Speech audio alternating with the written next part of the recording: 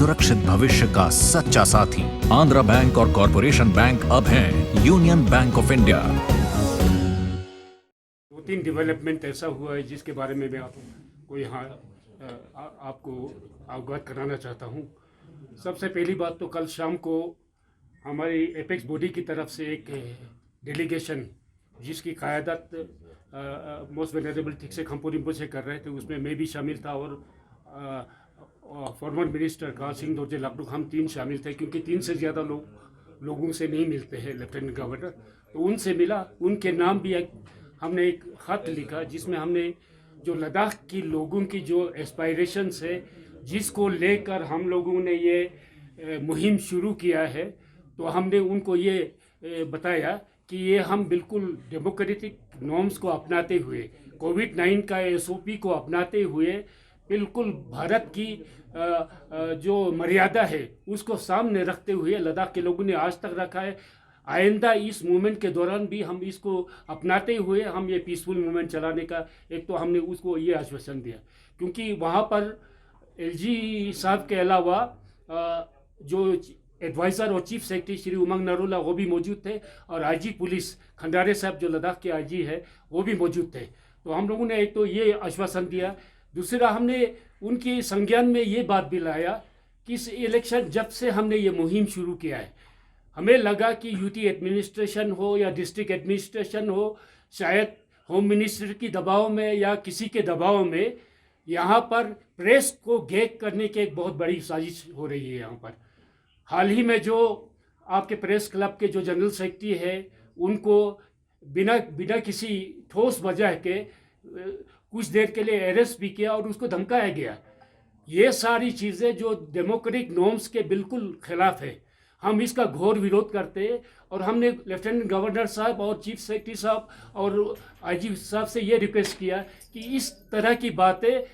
लद्दाख में कम से कम, जहाँ पर कि पूरा हम कॉन्स्टिट्यूशन के दायरे में रहकर डेमोक्रेटिक नॉर्म्स को अपनाते हुए हम अपने इल्तिजाज करते हैं, तो उसमें इस तरह की बातें बिल्कुल मुनासिब नहीं है। हमने उनसे रिक्वेस्ट किया आइंदा इसको दोहराना नहीं चाहिए। दूसरा, ये हमने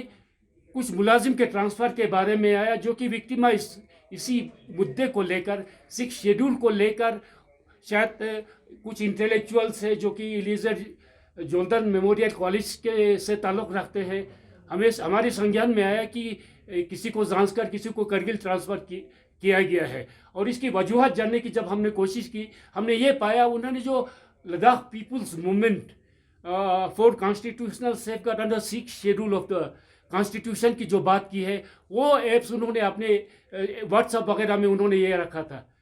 तो इसी तरह से सेंट्रल गवर्नमेंट एम्प्लॉइज़ को शायद एक सर्कुलर भेजकर इस तरह की बातें की है। अब इस एक डेमोक्रेटिक सिस्टम में जो कंट्री ये दावा करते हैं हमारा देश की दुनिया का सबसे बड़ा जमहूरी मुल्क है, वहाँ पर इस कदर से अगर फ्रीडम ऑफ एक्सप्रेशन है, लिबर्टी है, इनको अगर दबाने की कोशिश, बहुत ही सेंसिटिव स्ट्रेटेजिकली नेशनल सिक्योरिटी से ताल्लुक़ रखने वाले लद्दाख जैसे सेंसिटिव एरिया हो, वहाँ पर इस तरह का अगर चीज़ें होती है तो ये दुनिया भर की नज़र में आता है। तो हमने उनसे ये रिक्वेस्ट किया कि इस तरह की लेफ्टिनेंट गवर्नर साहब को हमने ये रिक्वेस्ट किया है, गुजारिश किया कि डिस्ट्रिक्ट एडमिनिस्ट्रेशन और UT एडमिनिस्ट्रेशन को हिदायत दे कि इस तरह की चीज़ें ना हो, ताकि यहाँ का जो पीसफुल एटमॉस्फेयर हो उसमें कोई लॉ एंड ऑर्डर का सवाल ना पैदा हो आने वाले समय में। तो दूसरी बात जो मैं आप लोगों के सामने कहना चाहता हूँ वो ये है कि कल जैसे हमने ऐलान किया था कि जो बाइकआउट का कॉल हम लोगों ने दिया है उस पर हम पाबंद हैं और हमें पूरा यकीन है लद्दाख के जिस खत्ते में लेने वाले लोग हैं, ख़ासकर लेह में जहां ये इलेक्शन होने जा रहा है, तो वहां के लोगों को हम दोबारा अपील करते हैं कि बावजूद इसके कि एक कोशिश हमें लगा कि हो रहा है विशेष तौर से भारतीय जनता पार्टी की तरफ से, क्योंकि वहाँ के बहुत बड़े कद्दावर नेता श्री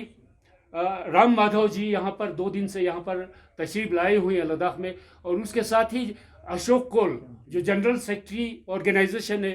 जम्मू कश्मीर और लद्दाख UT के, वो दोनों यहाँ आके एक कोशिश कर रहे हैं लद्दाख की एकता को तोड़ने के लिए, हमारी इस मूवमेंट को कमज़ोर करने के लिए। हमें आपस में लड़ाने के लिए उन्होंने ये तय कर रखा है। हम ऐसा समझ रहे हैं कि यहाँ पर ज़बरदस्ती दबाव में लाकर, लालच देकर हमारे कुछ लोगों को, भारतीय जनता पार्टी के कार्यकर्ता को इलेक्शन में खड़ा करने की शायद एक कोशिश हो रही है। तो इस बारे में मैं लद्दाख के जो तमाम अवाम है, खासकर लेह डिस्ट्रिक्ट के जितने अवाम है, चाहे वो बौद्ध हो, मुस्लिम हो, जिस तबके से भी ताल्लुक़ रखते हो, जो भी पॉलिटिकल सोच रखते हो, उनसे ये गुजारिश करना चाहूँगा, हम ये गहराई से ये सोचें कि आने वाले लद्दाख के नस्ल के लिए हम क्या कुछ उनको सिक्योरिटी दे रहे हैं, सेफ्टी दे रहे हैं। उसको मद्देनज़र रखते हुए जहाँ तक हम लोगों का ख्याल है कि जब तक लद्दाख यूटी को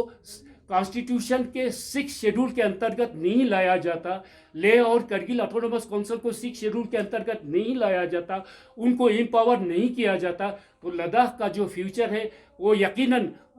खतरे में हमें नज़र आता है। तो मैं सभी लोगों से अपील करना चाहता हूं कि इस तरह की कोशिश को नाकाम करने के लिए आप हिदायत दें। सब गांव वालों की जिम्मेदारी है। गांव में जितने इंस्टीट्यूशंस है उसमें जो जिम्मेदार लोग हैं उनसे गुजारिश करना चाहता हूं कि अगर इस तरह की कोशिश हो, उससे यहाँ पर लॉ एंड ऑर्डर प्रॉब्लम भी बन सकता है,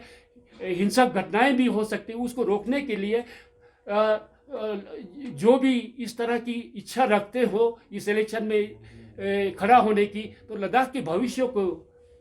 ध्यान में रखते हुए उनसे गुजारिश करें कि इस तरह की बातें एकता तोड़ने की कोशिश ना करें। यही हमारी इल्तिजा लोगों से।